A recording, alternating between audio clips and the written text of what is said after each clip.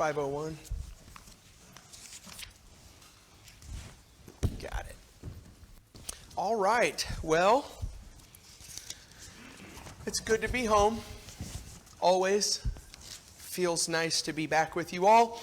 And if you want to open up your Bibles to Genesis chapter 2, we'll be reading from there in just a minute, but it will be just a few minutes. And I'll ask for some patience here as we get to rolling. I want to tell you what we're going to be looking at. But before we do that, I want to just say a couple things. First of all, we were gone at camp last week, my family and a handful of us here from this congregation, and at least from my perspective, it seems appropriate to say thank you to the congregation for making space for me to do that.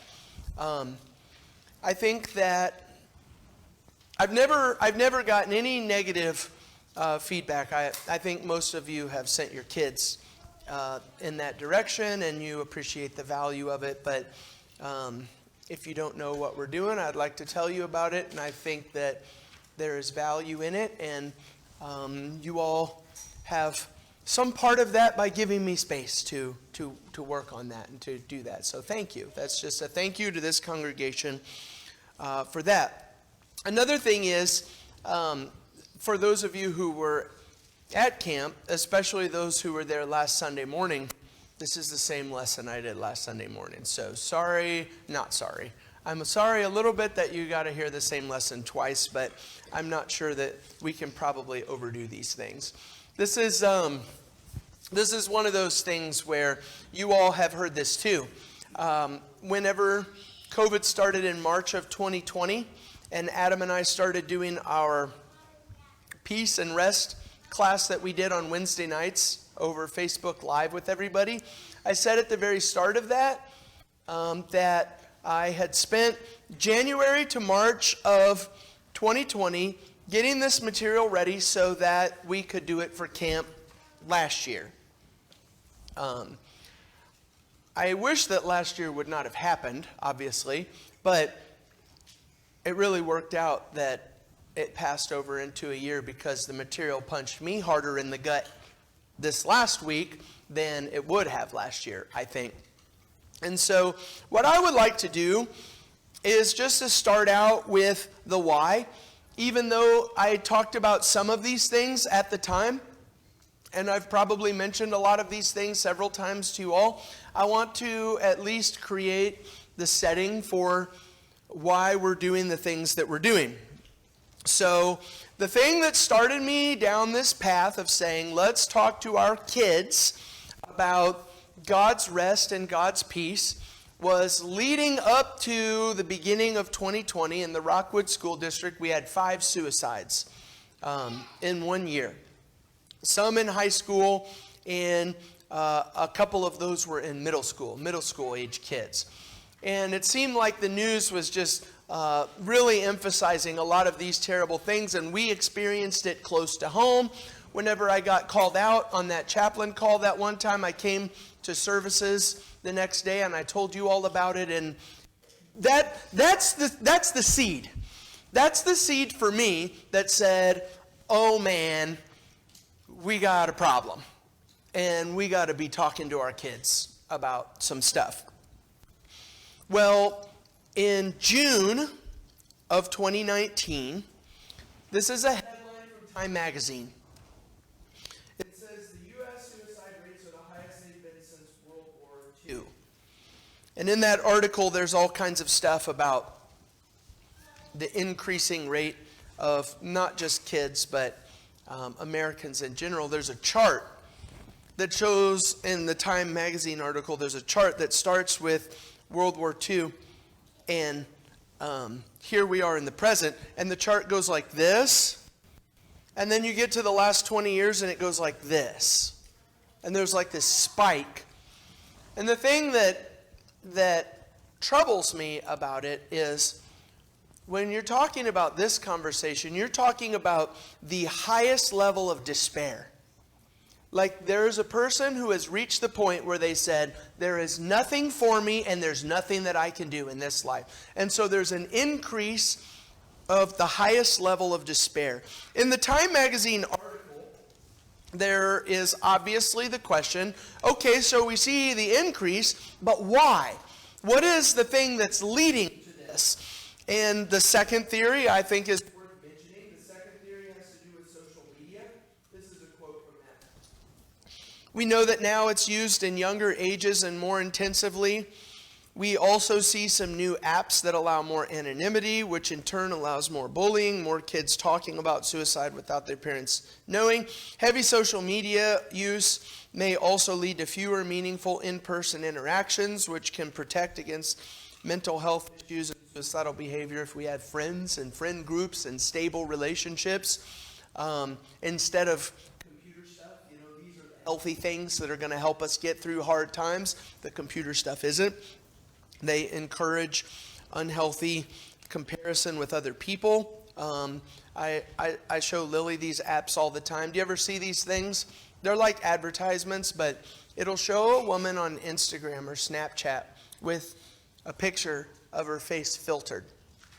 And the filtered face is no wrinkles or no freckles or blemishes, and it takes your eyes and it turns your eyes different and it makes your skin darker and all of this. And then there's a line that goes across the filter like this, and it says, here's the lady's real face, and here's her filtered face. And they look like two completely different people. And my teenage daughter is growing up in a world where she thinks the filter stuff is real. And everybody compares their stuff to the filter stuff. That's not real.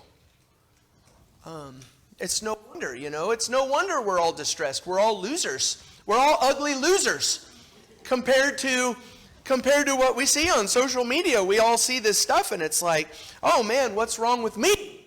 That I've got all of these things, on my head and my face.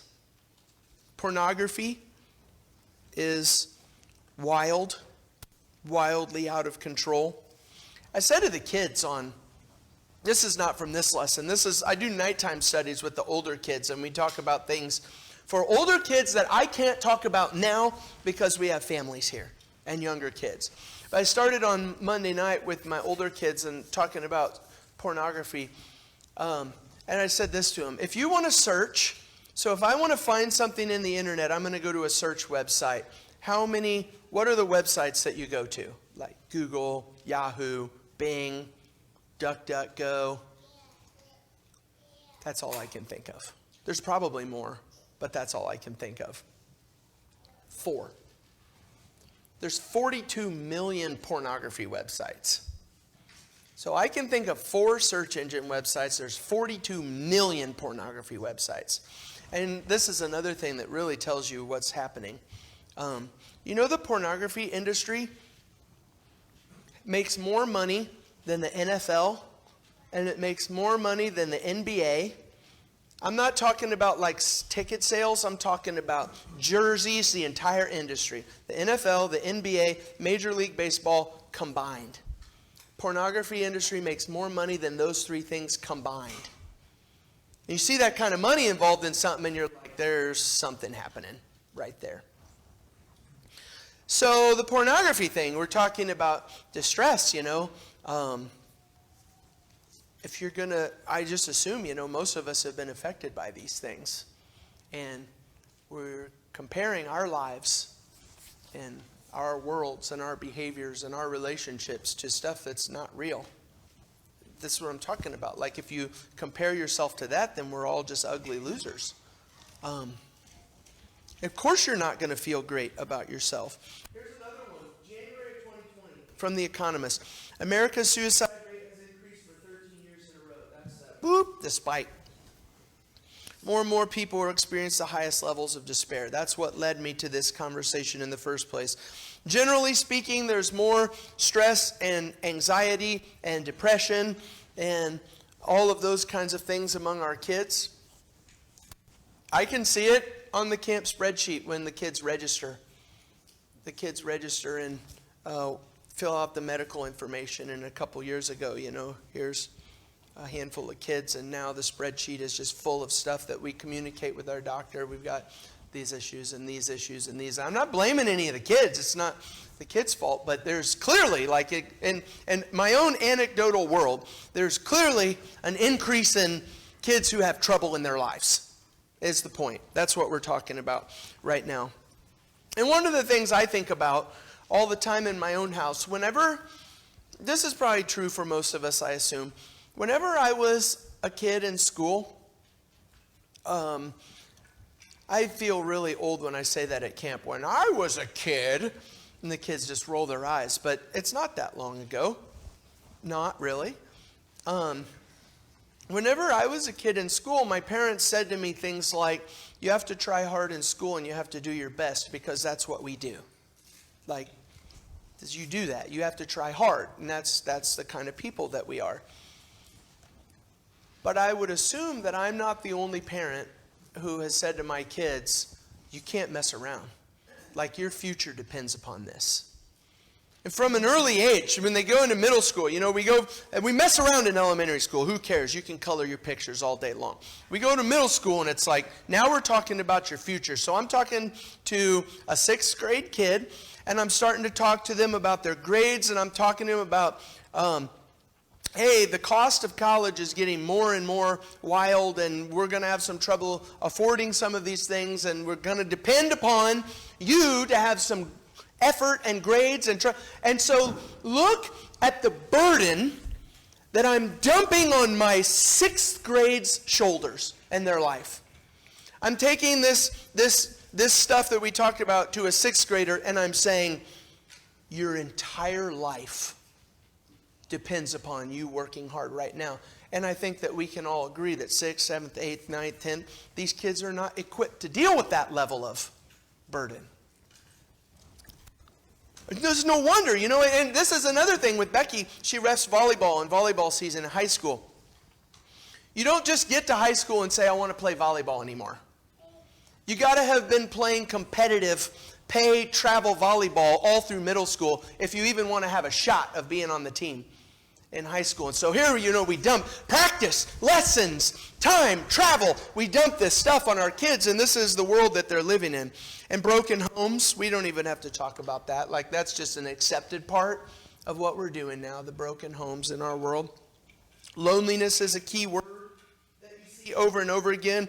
In 2018, research group did a big study on loneliness, and here are some of the major headlines from Forbes. Cigna finds more evidence of loneliness in America. A new Cigna study revealed loneliness at epidemic levels in America. So we know about epidemic stuff, pandemic stuff with COVID and how it spreads, and it's like everybody in the world is mindful of this. Take that concept and apply it to people who are lonely. Spreading across the world. And everything that I just said, that's all before COVID. All my dates and all my headlines. And then COVID happened. And so here's where I started talking with you last year when St. Louis County Health Department had their website up. We had to go to that, you and I. We had to do that like every single day to see what was different. And here are the headlines at the top of the website. Coping with social distancing. The constant media coverage of the outbreak of COVID-19 may be stressful for people. Fear and anxiety about an infectious disease can be overwhelming, cause strong emotion in adults and children. Managing anxiety and stress, that's another link. By June of last year, this is the Washington Post, 1/3 of Americans are depressed and anxious. 1/3. So look around the room and think about, here's the big number, and take 1/3 of that. That's a lot of people. I'm almost done with this part, if you'll just be patient with me. So we did that when we talked about COVID stuff. And now we're kind of at the spot where we have the benefit of hindsight, and we can see that the destruction is way worse than we even thought. Like, we couldn't have written the articles to prepare the world for what we're living right now. It seems like the data shows that those who have been the most affected by COVID have been our teenage girls. And you take that in a lot of different metrics, but one is the suicide rate. For teenage boys, the suicide rate stayed mostly the same. For teenage girls, suicide increased by 50%. Think about that number for a second. You take a teenage girl who's in the spot of her life where she says, who am I and what am I supposed to be doing and where do I fit in the world? We're going to take her out of her social group and say, sorry, you got to figure this thing out. And there's a 50% increase now of suicide among that category of people. The thing in the world that we see a lot is boys pretending to be girls in sports, especially. Those are the headlines that we see, because I think it's an attractive headline that's going to get lots of clicks, because here's an Olympic weightlifter, a man, who's going to be competing against women, and we'll look at that. That's only headline stuff. Abigail Shrier wrote a book about how the real problem in our world right now is these teenage girls. It's the teenage girls who have suffered the most. And it's a girl in the time of her life where she says, who am I and what am I supposed to be? Living in a world where everybody says, oh, hey, you don't feel comfortable in your own skin, which is all teenage girls. Hey, you don't feel comfortable in your own skin? Maybe you're gay or maybe you're a boy. And so they walk into a Planned Parenthood building and with no appointment and no advisement from a doctor can leave the same day without their parents knowing with testosterone that they're going to affect their puberty and the rest of their life with.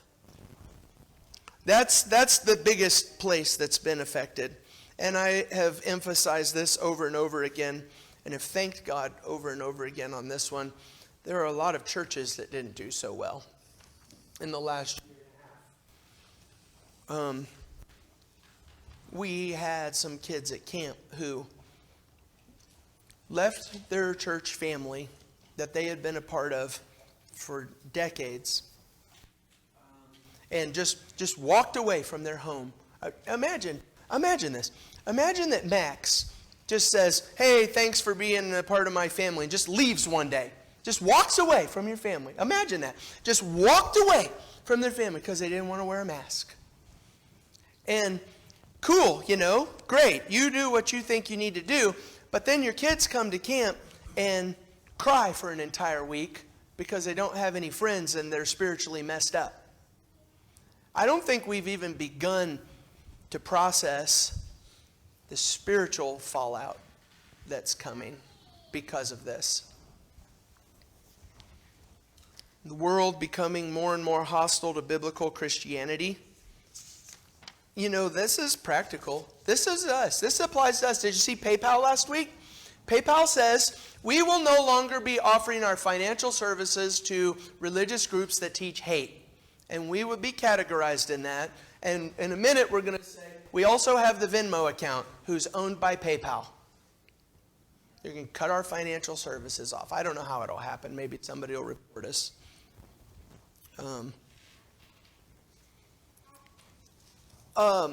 So all of that, maybe you've heard me talk about all of that for a while. I got one more thing, and then we'll go to Genesis chapter 2.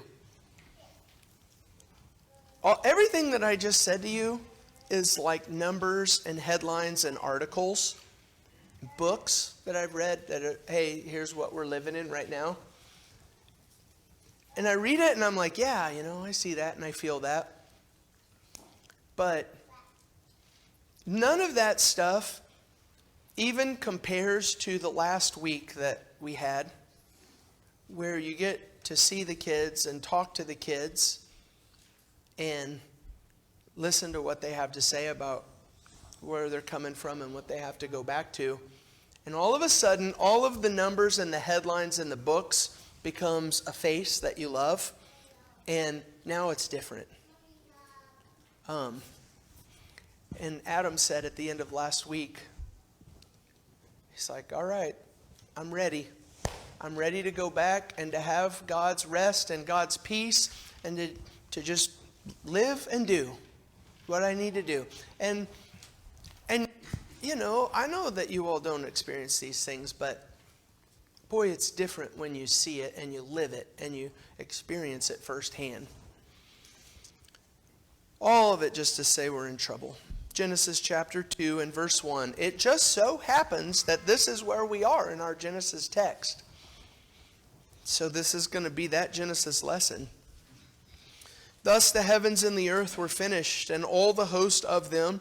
And on the seventh day God finished his work that he had done, and he rested on the seventh day from all his work that he had done. So God blessed the seventh day and made it holy, because on it God rested from all the work that he had done in creation. The stuff that we just spent, what is it? I don't know how long Dave's saying, maybe 15, 20 minutes. We spent 15, 20 minutes talking about all the stuff that we've all done in the last half a year, 18 months, whatever it is. None of that is what God created or what God intended. That's not what we were made for. We were made for rest.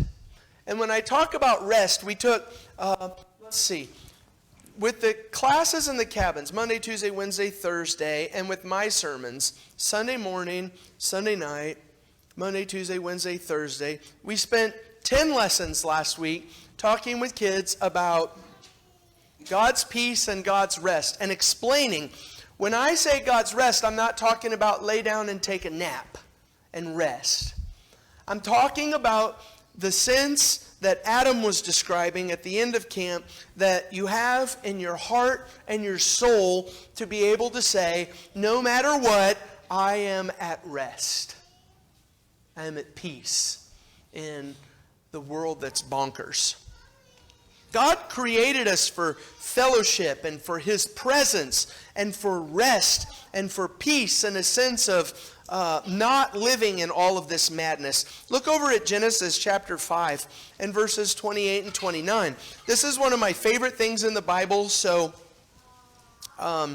you're going to hear all this stuff from me over and over again, I'm sure. Whenever we're talking about the world that we live in and the world that exists under the curse, this is what the world is. And he lived and he died. And he lived and he died. And he lived and he died. It's all through Genesis chapter 5. I think you see, and he died 9 times in chapter 5. And that's one of those things it's on paper, right? And he died. I see it, I read it, it's on paper, until you experience it. And it's your husband or your wife or your mom or your dad or your kid. And then all of a sudden, and he died, is a whole lot different from reading it on a piece of paper. And that's our world. He lived and he died, and he lived and he died because of the curse of sin that exists among us. But in verse 22, it says, Enoch walked with God after he fathered Methuselah 300 years, and had other sons and daughters. Thus all the days of Enoch were 365 years. Enoch walked with God, and he was not, for God took him. And the point is, and the reason why I'm here right now, is because even though we live in a world that is just completely messed up and full of all of the stuff that we've already described, even though that exists, God has not condemned us to it and say, well, you messed it up, good. He lived and he died is what everybody does, except every once in a while there is an Enoch who walks with God, who does not live like everybody else and does not die like everybody else. There's something different about that life. And there's another one here in Genesis chapter 5, starting in verse 29. Lamech has a son, and he calls his son Noah, and out of the ground that the Lord has cursed, this one shall bring us relief from our work and from the painful toil of our hands. Somebody help me out with this one. Do you have any text notes in verse 29 in your Bible? You got any text notes there? Jesse, you got one? What do you got? It says that Noah sounds like the Hebrew name for rest. Yeah.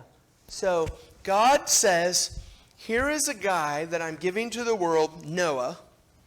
And the text says, they called his name Noah, saying, out of the ground that the Lord has cursed, that's the world that we live in, this one shall bring us rest. It sounds like Noah. It's a play on words that God is doing. And the point of that story and the point of that name, and you'll see it as you go through the story of Noah's flood and what Noah did with a crazy and bonkers world, is that God has not just condemned us to the cursed world that we live in, God continually offers the opportunity to say, there is still rest available for your soul. You don't just have to live and die like everybody else. Here is two examples in Genesis chapter 5 of God saying, still, it doesn't have to be like this, is the point. Turn over to 1 Chronicles 22. In 1 Chronicles chapter 22, and we'll read verses 7 through 10 here in just a minute. In verses 7 through 10, we'll read about David speaking to his son Solomon. But when we talk about Solomon, we're looking at a picture of Jesus and who Jesus is and what Jesus did. He is the son of David, the descendant of David, who comes into the world to do this.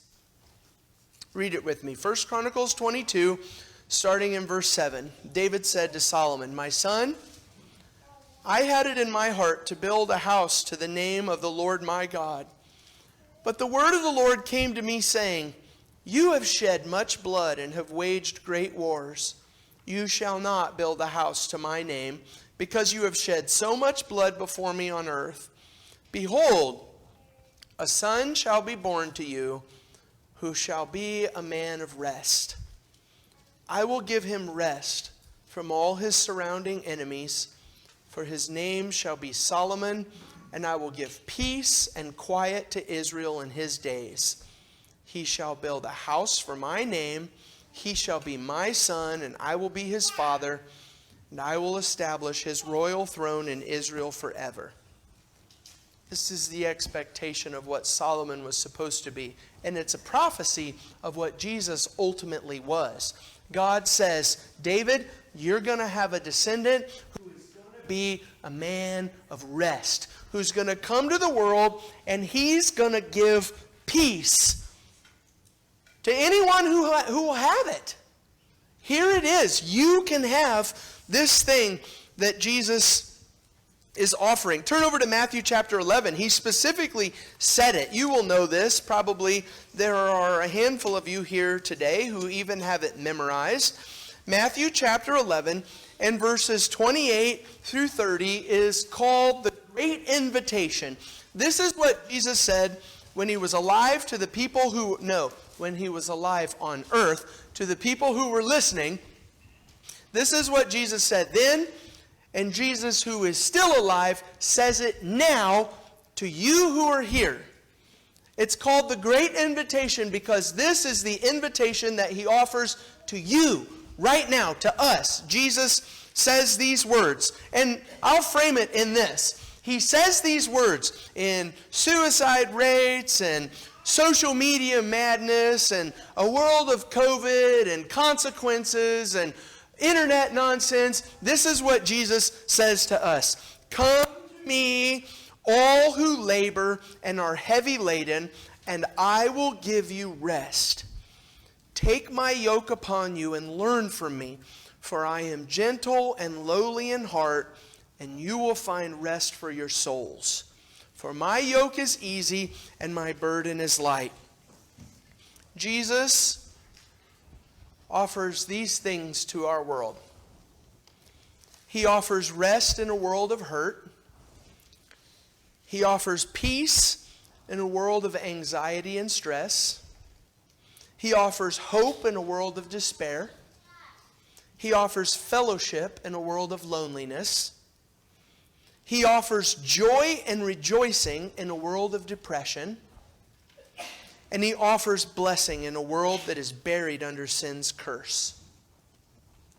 And he says to you, come to me, and I'll give it to you. I know that the Jesus message is not cool and popular right now in the world that we live in. But I just cannot imagine that somebody living in the last year and a half experiencing the stuff that we're describing today. I can't imagine that you could say to somebody, I've got the solution. And that they would say, no, thank you. I would rather continue where I am. It's hard to imagine that would exist.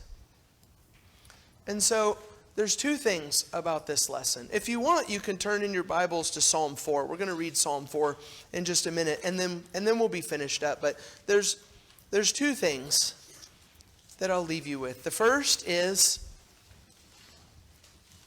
if you're here today and you would have the peace of God that only comes through Jesus, you have the opportunity now.